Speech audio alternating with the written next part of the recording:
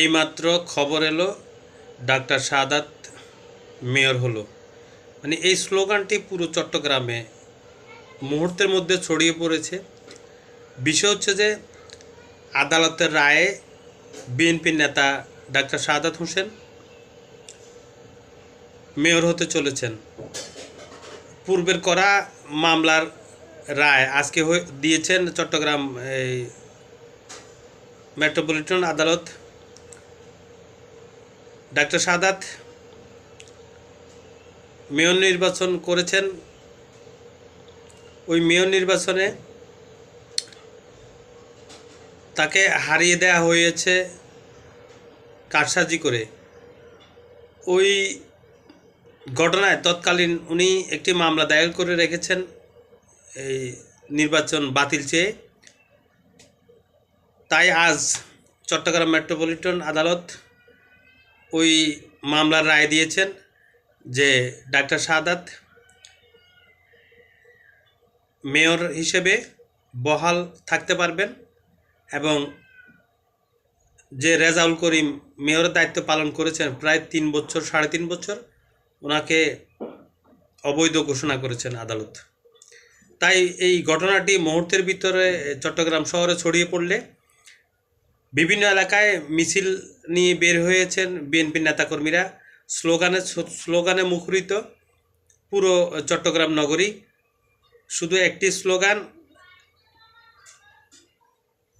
এইমাত্র খবর এলো ডাক্তার সাদাত মেয়র হলো। আসলে এই আদালতের রায়টি নিশ্চয় গ্রহণযোগ্য, কারণ বর্তমানে অভিভাবকহীন চট্টগ্রাম সিটি কর্পোরেশনের নাগরিক বিন্দুরা। তাই এই মুহূর্তে একটি অভিভাবকেরও দরকার ছিল।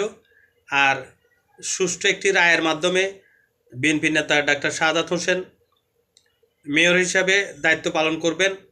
এটি আসলেই খুশির খবর নগরবাসীর জন্য। চট্টগ্রাম নগরীতে একটি অভিভাবক পেলেন নগরবাসী, কারণ নাগরিক সেবা কিন্তু ব্যাঘাত ঘটছে।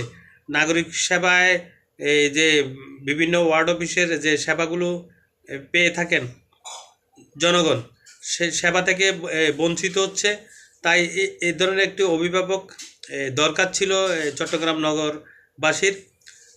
আমি আশা করছি তারই পাশাপাশি সিটি কর্পোরেশনের মেয়র ডাক্তার সাদাত হোসেন আরেকটি জিনিস বিবেচনা করবেন, কারণ এখন প্রত্যেকটি ওয়ার্ডে ওয়ার্ড কাউন্সিলর নেই। তাহলে ওয়ার্ড কাউন্সিলরগুলো কাউন্সিলর দায়িত্ব পালন করছেন সিটি কর্পোরেশনের নির্বাহী ম্যাজিস্ট্রেট, 5টি ওয়ার্ড একজনের দায়িত্ব পালন করছেন। তো এতে করে উনি কিন্তু এই ওয়ার্ডের এই নগরে যে ওয়ার্ডে যে মানুষগুলো থাকেন 60-70 লক্ষ মানুষ এক ওয়ার্ডে, পুরো চট্টগ্রাম সিটিতে 60-70 লক্ষ, ওয়ার্ডে আরও কম হবে। তো প্রায় 1 লক্ষ 1.5 লক্ষ 2 লক্ষ। তো এখন এই মানুষগুলো যে প্রশাসক নিয়োগ করেছে নির্বাহী ম্যাজিস্ট্রেটকে, উনি তো আর ওই লোকটা চিনবে না। তাহলে উনি সার্টিফাই কীভাবে করবে, জন্ম সনদ কীভাবে দিবেন? তো এতে করে অনেক রোহিঙ্গা জনগোষ্ঠীও এই জন্ম সনদের আওতায় চলে আসবেন।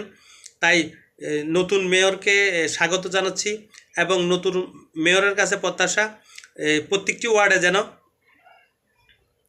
এইভাবে প্রশাসক নিয়োগ করেন, স্থানীয় প্রশাসক, মানে এই ওয়ার্ডের বাসিন্দার, যিনি মানুষজনকে চিনবেন, সবাইকে চিনবেন।